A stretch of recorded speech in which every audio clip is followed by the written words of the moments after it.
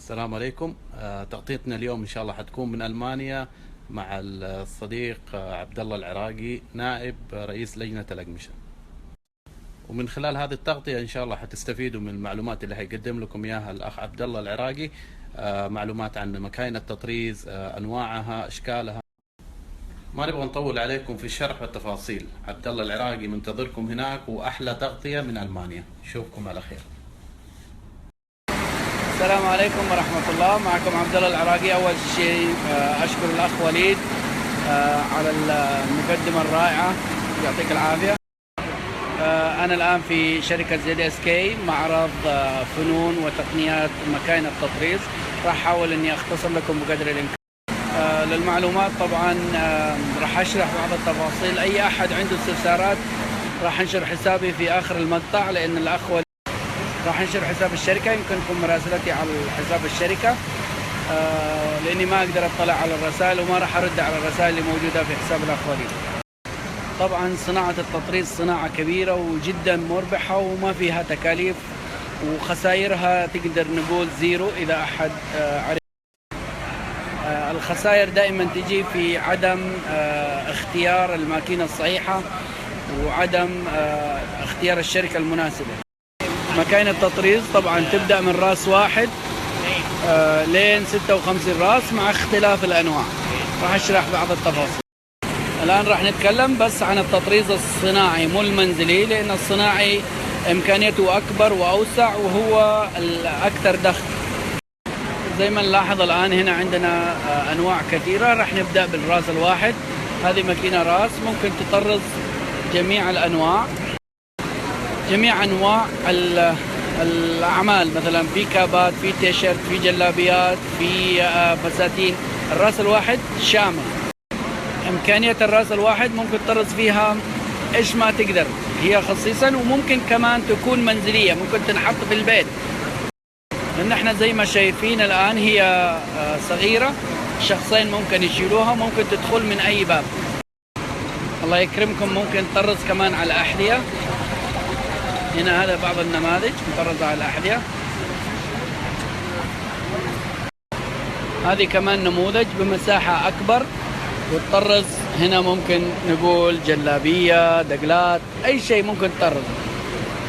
الماكينة الراس الصناعي معها إمكانية أنك أنت تضيف عليها أجهزة زي كذا. هذا كوردينج قطان، وهذا جهاز ثاني قص حراري، وفي كمان الترتر، وفي الآن جديد الخرز.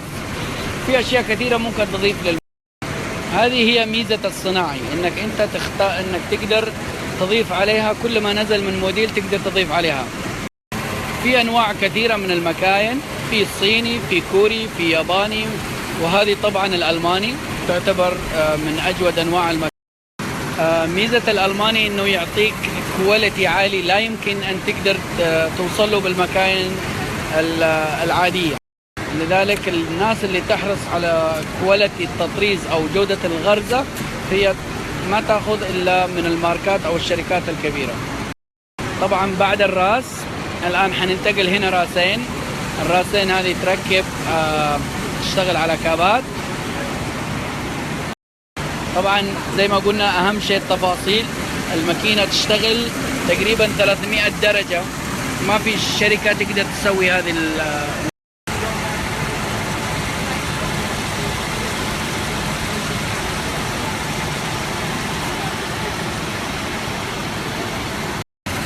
هنا ماكينة كمان 4 رؤوس، فيها جهاز السيكونس، وفي هنا الكريستال. هنا منتجات النماذج تبع الترتر.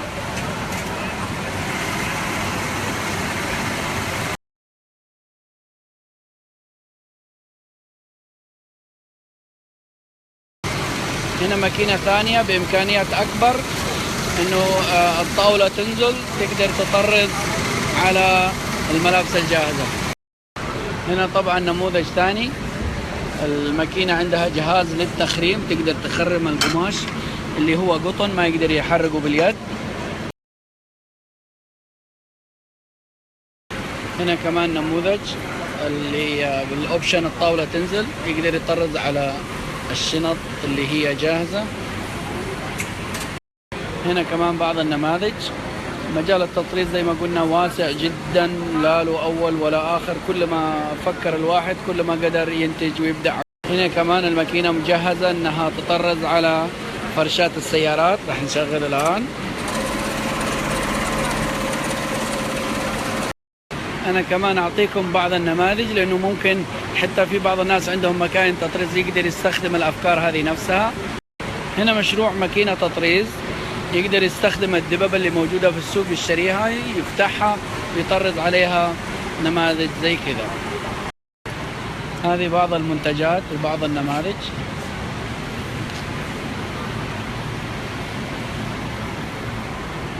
أهم الأفكار اللي عجبتني إن هم عاملين فكرة لذوي الاحتياجات الخاصة المكفوفين، يقدر إنه يطرز حروف بارزة للمكفوفين.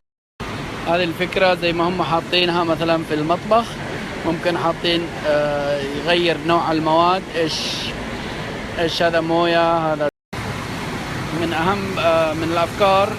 إنه الآن عندهم ماكينة كبيرة جدا، الأولى في العالم، 24 لون ومساحة 70 في 70 سنتي.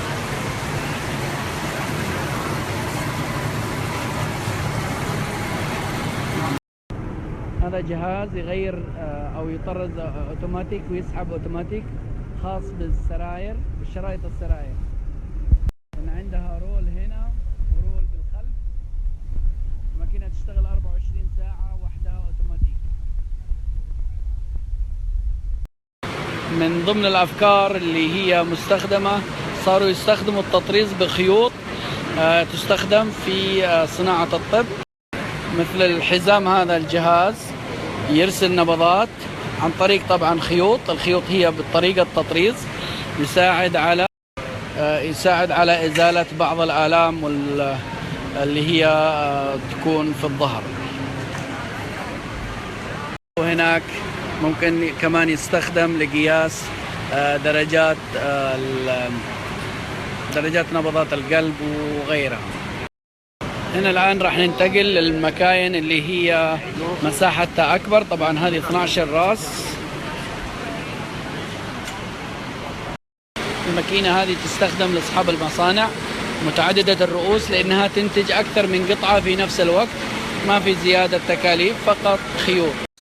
هذه الماكينة 12 راس، معها الجهاز الترتر، وعندها جهاز البيطان هنا، وكمان التطريز. هذه كمان ممكن تستخدم لتطريز المشالح كمان.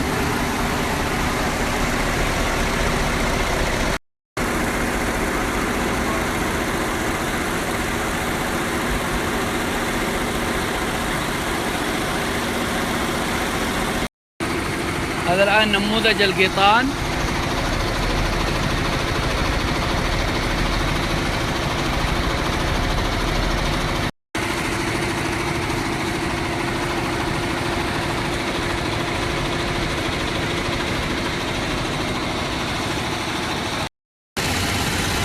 هنا هذه الماكينة مع الكريستال،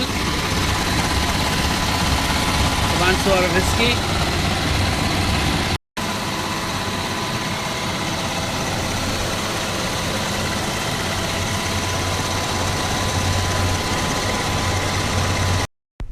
راح ننتقل الآن لبعض الأفكار اللي هي الصور بالتطريز. طبعا هذه صور تطريز. من يصدق هذه الصورة هي خيوط تطريز، وقيمتها 30,000 يورو، تستغرق تقريبا 4 شهور. هنا الإبداع الألماني. هذه كمان صورة. طبعا لو نقرب هنا حنلاقي خيوط هذه طبعا. هنا كمان صورة. المصممين. طبعا عرضنا بعض الأفكار البسيطة اللي ممكن تعطيكم نبذة بسيطة، لكن الأفكار والأيديا جدا كثيرة. عشان تاخذ أو يكون عندك منتج وكواليتي عالي، تحتاج 3 أشياء. لازم تكون عندك ماكينة كواليتي عالي، يكون عندك إبر كواليتي عالي وخيط كواليتي عالي، مو نفس اللي موجود.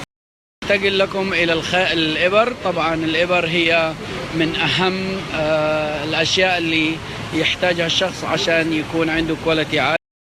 عشان يكون عندك تطريز زي ما قلنا، كل نوع من القماش له نوع مخصص من الإبر، لازم تنتبه لهذا.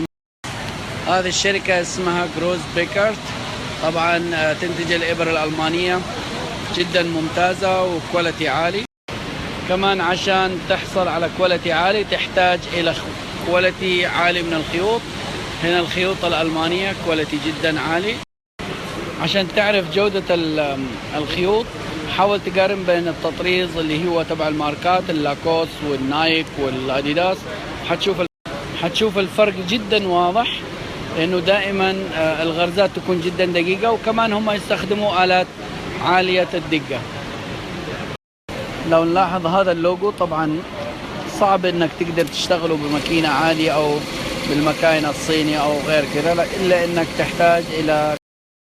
هنا كمان فكرة من انواع المكاين. طبعا هذه الماكينة مزودة بجهاز ممكن تطرز على اكمام الملابس والجنزات.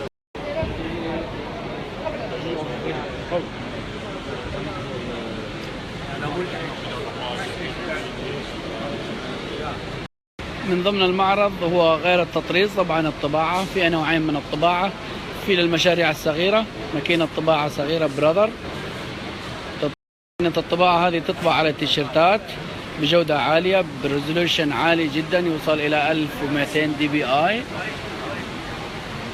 كمان ماكينة الطباعة للمصانع الكبيرة اللي هي تطبع بكميات كبيرة سكرين توصل إلى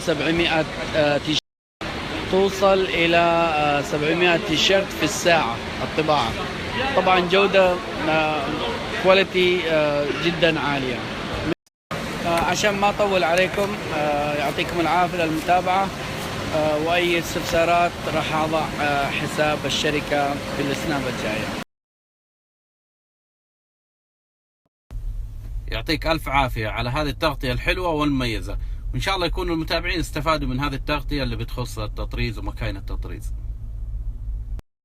وإن شاء الله لما يرجع عبد الله بالسلامة من ألمانيا حنرتب لكم تغطية مميزة عن مكاين التطريز هنا في جدة.